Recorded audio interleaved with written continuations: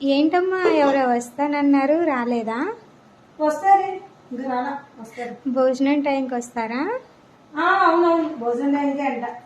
వాళ్ళ కోసం మరి ఏం స్పెషల్స్ చేశారు?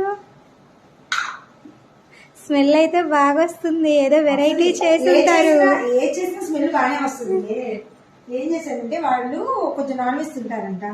ఆ నాన్ వెజ్ ని మరిపించేటట్టు చేయి మమ్మీ, ముద్దపప్పులు పప్పు కూరలు వద్దన్నాడు. అందుకని ఇదిగో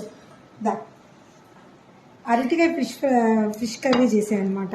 అవునా, చాలా బాగుందమ్మా. ఇది అచ్చం ఫిష్ లాగే ఉంది. అవును, మీ ఇంట్లో తింటారా ఫిష్ మీరు? అందుకే మీకు అర్థమైద్దేమో. మేము ఫిష్ తింటామమ్మా. అచ్చం ఫిష్ లా అనిపిస్తుందా?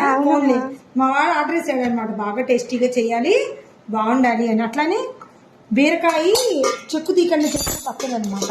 అందరి ఇంట్లో చేసుకుంటారు, వాళ్ళ ఇళ్ళలో అసలు బీరకాయ తొక్కు తీయకుండా చేయరంట. బీరకాయ అంతేకాదు.